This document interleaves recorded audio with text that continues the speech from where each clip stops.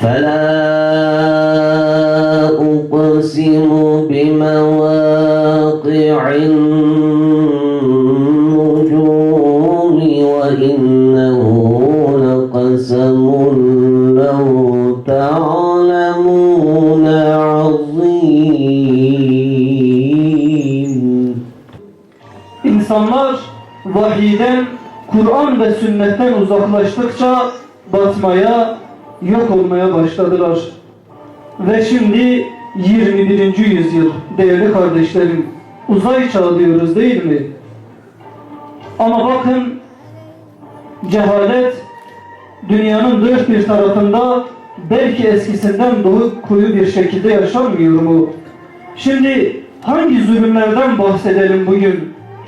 Başımızı çevirip bir tarafa bakıyoruz, yanı başımızda Irak'ta son birkaç yılda 1 milyondan fazla kardeşimiz katledilmedi mi? Batasıca Batı tarafından. Guantanamo'dan mı? Ebu Gureyb'ten mi bahsedelim bugün?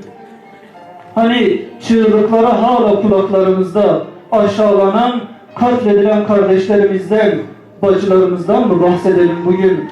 Başımızı kaldırıp biraz daha uzaklara bakıyoruz. Şöyle Doğu Türkistan'a doğru, oradaki komünist Çin zulmünden mi bahsedelim bugün? Veya diğer tarafa bakıyoruz. Arakan'a bakıyoruz mesela. O kamıştan yapılmış evlerinde diri diri yakılan kardeşlerimizden mi bahsedelim şimdi? Orta Doğu'dan, ümmetin kanayan yarası Filistin'imizden, Suriye'den hangi birinden bahsedelim bugün? İşte bugün değerli kardeşlerim, insanlık her zamankinden daha fazla ama çok daha fazla vahye susamıştır değerli kardeşlerim. Allah Resulü Aleyhisselam bizlere mal, mülk, miras bırakmadı biliyorsunuz. 2 emanet bırakmıştı. Kur'an ve sünneti bırakmıştı. Ve şimdi insanlık tekrar ayağa kalkmak için Kur'an ve sünnetten başka bir çare bulamayacaktır. Siz değerli hazırından, kıymetli misafirlerimizden bir ricam var. Allah için, Allah Resulü Aleyhisselam'ı çokça okuyalım ve okutalım kıymetli kardeşlerim. Öyle sadece ansiklopedik bir bilgi olarak değil, şu tarihte doğru, şu tarihte vefat etti, şunlar yaşandı olarak değil. Onu bir hayat rehberi okuyalım inşallah değerli kardeşlerim. Her birimizin evleri Allah'ın izniyle bir irfan mektebine dönüşsün bugün. Evlerimizde onun kokusu yayılsın ne olur. Hani evlerimizi çelik kapıyla kapatıyor, güvenceye alıyoruz ya, ama evlerimizin içinde maneviyat yoksa o güvenliğin de bizim için bir önemi yoktur. Evimize maneviyatsızlığı salmışsak evimizi çelik kapıyla kapatmanın bir anlamı yoktur biliyorsunuz. Siyer sınavımızda Van geneli 3500'e yakın katılım oldu. 55'e yakın arkadaşımız bu sınavda dereceye gidip ödüllerini kazandı. Her zaman söylüyoruz, Resulullah Aleyhisselatü Vesselam ile ilgili hiçbir yarışma, hiçbir program kayıp değildir, kazançtır. Elhamdülillah.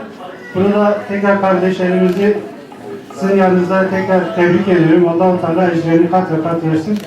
Van'da da şu an hali hazırda 25 yer kutu doğum etkinliği yapacağımız yerdir. Büyük etkinliğimiz, Van Merkez etkinliğimiz 24 Nisan Pazar günü saat 13.00'da bir de Kültür Kavşağı'nda. Tüm kardeşlerimizi buradan davet ediyorum.